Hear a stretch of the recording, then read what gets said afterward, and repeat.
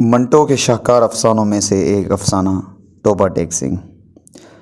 بٹوارے کے 2-3 سال بعد پاکستان اور ہندوستان کی حکومتوں کو خیال آیا کہ اخلاقی قیدیوں کی طرح پاگلوں کا بھی تبادلہ ہونا چاہیے، یعنی جو مسلمان پاگل ہندوستان کے پاگلوں خانوں میں ہیں انہیں پاکستان پہنچا دیا جائے، اور جو ہندو اور سکھ پاکستان کے پاگل خانوں میں ہیں انہیں ہندوستان کے حوالے کر دیا جائے۔ معلوم نہیں یہ بات معقول تھی یا غیر معقول، بہرحال دانش مندوں کے فیصلے کے مطابق ادھر ادھر اونچی سطح کی کانفرنسیں ہوئیں۔ بالآخر ایک دن پاگلوں کے تبادلے کے لیے ایک دن مقرر ہو گیا۔ اچھی طرح چھان بین کی گئی۔ وہ مسلمان پاگل جن کے لواحقین ہندوستان ہی میں تھے وہیں رہنے دیے گئے، جو باقی تھے ان کو سرحدوں پر روانہ کر دیا گیا۔ یہاں پاکستان میں چونکہ قریب تک تمام ہندو سکھ جا چکے تھے، اس لیے کسی کو رکھنے رکھانے کا سوال ہی پیدا نہیں ہوا۔ جتنے ہندو سکھ پاگل تھے سب کے سب پولیس کی حفاظت میں بارڈر پر پہنچا دیے گئے۔ ادھر کا معلوم نہیں، لیکن ادھر لاہور کے پاگل خانے میں جب اس تبادلے کی خبر پہنچی تو بڑی دلچسپ چہ-مونگیاں ہونے لگی۔ ایک مسلمان پاگل جو 12 برس ہر روز باقاعدگی کے ساتھ زمیندار پڑھتا تھا، اس سے جب اس کے دوست نے پوچھا، مولوی صاحب یہ پاکستان کیا ہوتا ہے، تو اس نے بڑے غور و فکر کے ساتھ جواب دیا، ہندوستان میں ایک ایسی جگہ ہے جہاں استرے بنتے ہیں۔ یہ جواب سن کر اس کا دوست مطمئن ہو گیا۔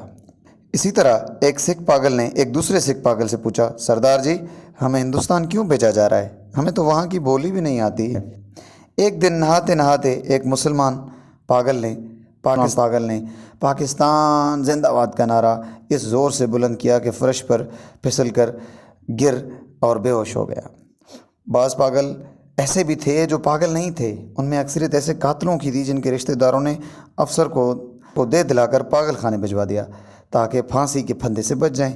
یہ کچھ سمجھتے تھے کہ ہندوستان کیوں تقسیم ہوا ہے اور یہ پاکستان کیا ہے، لیکن صحیح اوقات سے وہ بھی بے خبر تھے۔ اخباروں سے کچھ پتہ نہیں چلتا تھا، پہرےدار سپاہی ان پڑھ اور جاہل تھے، ان کی گفتگوؤں سے بھی وہ کوئی نتیجہ برآمد نہیں کر سکتے تھے۔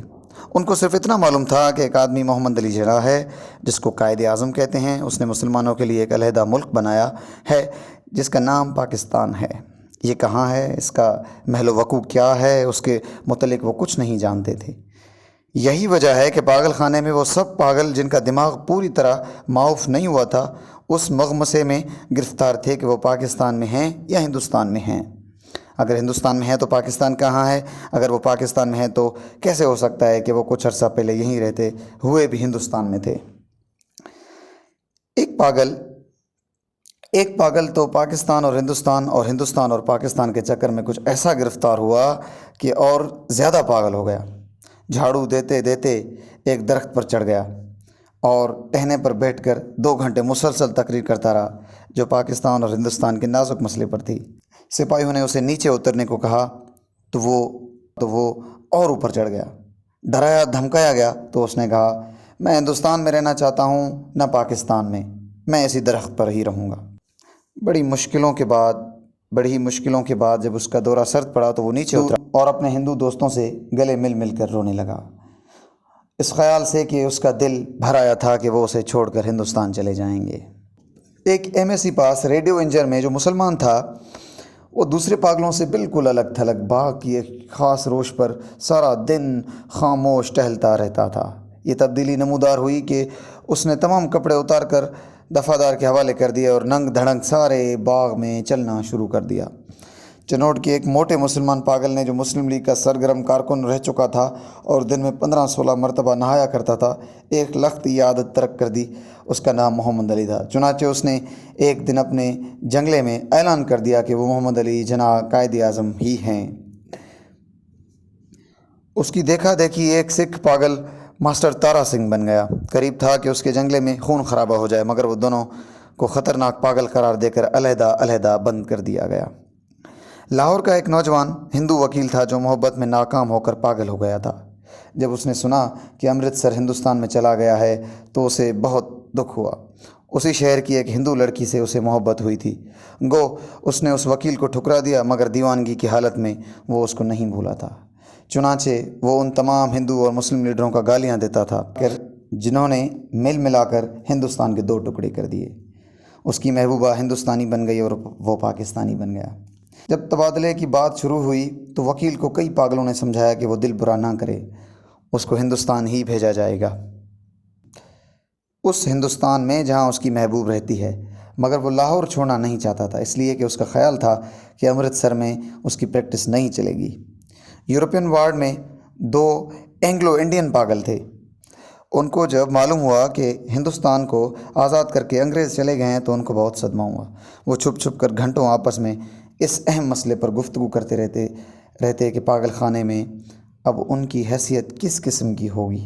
یورپین وارڈ رہے گا یا اڑا دیا جائے گا؟ بریک فاسٹ ملا کرے گا یا نہیں؟ کیا انہیں ڈبل روٹی کے بجائے بلڈی انڈین چپاتی تو زہر مار کر نہیں کھانا پڑے گی؟ ایک سکھ تھا جس کو پاگل خانے میں داخل ہوئے 15 برس ہو چکے تھے۔ ہر وقت اس کی زبان سے یہ عجیب و غریب الفاظ سننے میں آتے تھے: اوپڑ دی، گڑ گڑ دی، نیکس دی، بے دھنیا دی، منگ دی آل آف دی لالٹین۔ دن کو سوتا تھا نہ رات کو سوتا تھا۔ پہرے داروں کا یہ کہنا تھا کہ 15 برس کے طویل عرصے میں وہ ایک لہجے کے لیے بھی نہیں سویا، لیٹا بھی نہیں تھا، البتہ کبھی کبھی کسی دیوار کے ساتھ ٹیک لگا دیتا تھا۔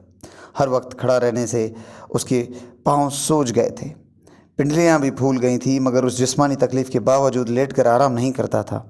ہندوستان، پاکستان اور پاگلوں کے تبادلے کے متعلق جب کبھی پاگل خانے میں گفتگو ہوتی تھی تو وہ غور سے سنتا تھا۔ کوئی اس سے پوچھتا کہ اس کا کیا خیال ہے تو وہ بڑی سنجیدگی سے جواب دیتا: اوپڑ دی، گڑگڑی دی، نیکس دی، بھی دھنیا دی، منگ دی آل آف دی پاکستان دی گورنمنٹ دی۔ لیکن بعد میں آف دی پاکستان گورنمنٹ کی جگہ of the Toba Tek Singh government نے لے لی، اور اس نے دوسرے پاگلوں سے پوچھنا شروع کیا کہ وہ ٹوبا ٹیک سنگھ کہاں ہے، جہاں کا وہ رہنے والا ہے۔